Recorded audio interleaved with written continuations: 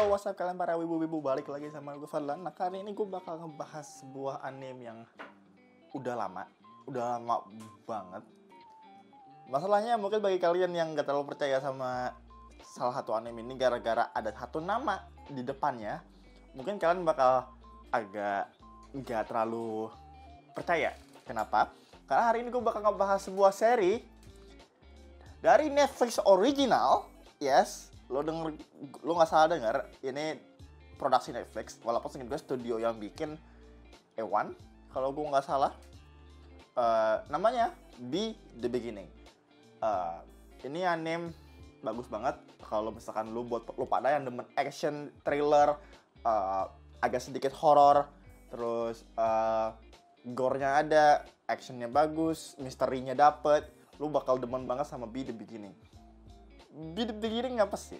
Apa cuma kayak polisi biasa atau gimana? Enggak normal. Jadi, sebelum kita mulai, basic premise-nya Be The Beginning adalah kita punya dua sisi, yaitu sisi yang actionnya sama sisi polisinya. Dari dua sisi ini kita punya sekitar 2-3 main karakter. Yaitu pertama, kita punya Kazama Flick. Dia basically kayak detektif udah tua lah, udah lama banget, balik lagi ke kota gara-gara insiden yang punya interest dia, kayak you know what, gue bakal nyelesain. Terus juga di situ ada Hosina Lily, cewek bawahannya Flick yang kerjaannya cuma basically dia kayak MC yang polosnya lah buat beberapa episode pertama. Seingat gue episode ada sekitar 12 episode anime ini, jadi lumayan pendek tapi worth it. Terus kita punya sisi sebelahnya, itu sisi actionnya. Walaupun gue nggak bilang kalau polisinya nggak action, polisinya ada actionnya juga, cuma kebanyakan actionnya itu dari sisi sebelah, yaitu dari sisinya Koku atau The Black Knight kalau gue nggak salah inget namanya. Basically cowok kalau lagi ngapa-ngapain normal aja bentuknya, cuma kayak ya cowok gimana sih. Cuma kalau misalkan dia lagi berantem, kulitnya jadi hitam, matanya sebelah gede. Ntar mungkin gue kasih lihat gambarnya. Terus punya sayap, punya pedang, terus pedangnya bisa kebakar. Keren. Terus jadi kerjaan si B ini apa sih? Kerjaan si B apa dan kerjaan polisinya apa? Kerjaan si B adalah ngebunuhin orang-orang yang kurang lebih ada hubungan sama masa lalunya dia, yang quote on quote nyulik pacarnya dia atau teman masa kecilnya dia, namanya Yuna. Gue gak terlalu banyak gue bahas karena spoiler. Terus kita punya sisi polisinya yang kerjaannya ya nyelidikin B ini siapa, kenapa dia ngebunuh banyak orang, dan buat apa, banyak copycat dan segala macam. B ini setiap ngebunuh, dia selalu ninggalin mark, itu B terus garis 3 gitu. Itu kayak signature-nya dia, signature kalau abis ngebunuh. Masalahnya dia itu kan pakai pedang gede. Jadi kalau misalkan lu nulis pakai pedang segede gaban, ya atau garis doang gitu. Nggak banyak. Jadi kalau misalkan lu tiru agak susah. Terus juga insidensnya kurang lebih bakal dikasih lihat dari sisi polisi dan bakal dilanjutin dari sisi B. Jadi ibaratkan satu episode di awal itu lo dijelasin sama dari sisi polisi masalahnya apa, kasus apa, atau mereka suruh ngapain. Nah, setelah beberapa menit ke dalam episode, mungkin mereka bakal ambil dari sisi B. Makanya gue bilang ini anime bagus banget dari sisi storytellingnya sama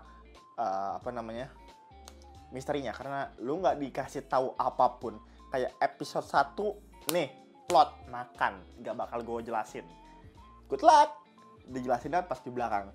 Ini bagus banget, plot twist ada sekitar 2 atau sampai 3 kayaknya, actually 2, 3, 4 ada 4 plot twist, 2 di sisi B, 2 lagi di sisi polisinya. Bakal bagus banget dah pokoknya. Kalau misalkan sekali lagi, ini anime gore-nya lumayan, jadi kalau misalkan agak kurang kuat bisa bisa istilahnya apa ya, bisa relax karena walaupun gue bilang gore lumayan kuat, yang paling parah paling kebanyakan darah, nggak ada organ atau semacamnya, kurang lebih kebanyakan darah sama penyiksaan lah. Jadi kalau misalkan, jadi menurutku masih enteng lah, tapi sometimes kalau mungkin orang yang gak kuat ya good luck gitu nontonnya. Tapi tenang aja, bakal di pay off karena action, soundtrack, visualnya bagus banget.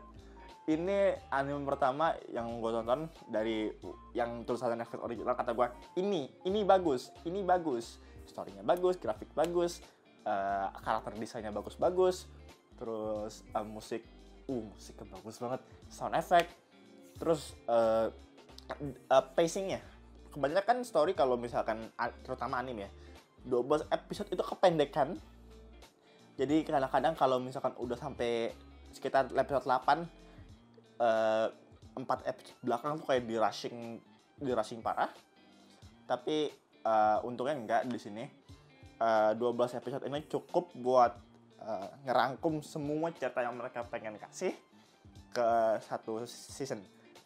Dan by the way, anime ini punya season 2 yang cuma seinget gue 6 atau 4 episode. Yang menurut gue agak sedikit aneh, karena ada beberapa orang yang balik dan seharusnya nggak balik. Tapi kata mereka, you know what, balikin mereka. Walaupun gue bilang mereka sebenarnya cuma satu orang, nggak bakal gue spoiler siapa, karena spoiler. Tapi tenang aja, buat lo pada yang demen action, ini bagus. Gue nggak tahu gue harus ngomong apa lagi karena emang bagus. Dan gue pas pertama kali nonton juga lumayan shock pas gue liat, Netflix ngapain bikin anime? Kata gue, itu pas pertama kali gue nonton, gue langsung kayak down parah karena gue, ya Netflix. Flashback gue, walaupun waktu dulu gue nonton, flashback gue kurang bagus sih.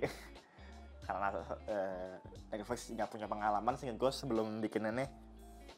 Dan sama mereka do good with the beginning, tapi gue nggak tahu kenapa yang baru-baru sekarang yang dari Netflix agak sampah, kecuali Ultraman, entah kenapa. Anyway, pokoknya kalau misalkan sekali lagi lo demen action, demen gore, ini bagus. Sama sedikit side note aja buat yang pengen nonton. Kalau misalkan lu pusing sama jalan ceritanya, wajar. Jujur, gua pas abis nge-rewatch itu episode 6, dari episode 1 sampai episode 6, itu tuh lu sama sekali nggak dikasih tahu apapun plotnya gimana, cuma dikasih tahu ini plot 1, plot 2, plot 3, plot 4, plot 5, plot 6. Nggak terlalu nyambung, cuma kayak oke, ada insiden, dia datang ngebunuh, B-nya hilang, polisi datang, kayak B-nya ada di sini. Tapi intinya buat awal itu aja, tapi kayak lu nggak dikasih tahu banyak soal sisi lawannya. Sisi lawannya menurut gue lumayan menarik karena mastermind di musuh lawannya lu sebenarnya nggak tahu siapa, gara-gara beberapa plot twist. Tapi dari sisi villainnya bagus, dan nggak ada yang apa ya istilahnya, nggak ada yang nyebelin lah. Mungkin ada satu, cuma nggak terlalu ini banget. Kenapa? Karena semua musuhnya gila semua. Gue nggak terlalu mau spoiler banget sama buat anime ini. Kenapa? Anime ini kalau misalkan gue spoil sedikit itu lu bakal ekspektasi lu apa istilahnya ya, rasa enjoyment-nya nonton tuh berkurang. Kenapa? Karena kalau lu nggak ke surprise sama anime ini, ya surprise faktornya hilang. Terus juga dari segi voice acting bagus, sama koreografi fight-nya. Menurut gue ini salah satu yang detail banget. Jadi mereka hampir ngambil kayak real life martial art movie gitu, kayak nggak terlalu banyak cut, tapi mereka seringnya kayak nge-follow action. Jadi kayak misalkan 2 orang berantem nih, kameranya nge-follow aja, ntar baru cut. Pokoknya bagus dah anime nih, gue rekomendasi banget buat lo pada yang demen action terus ada kayak darah-darahnya gitu.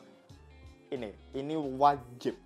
Sebenarnya ini anime udah lama dan seinget gue pas rilis juga lumayan banyak dapat attention dari beberapa orang, cuma masih belum terlalu banyak yang tahu. Dan sekarang juga kalau misalkan gue cari-cari masih banyak jarang yang ngomongin, jadi ya gue bakal ngomongin sekarang.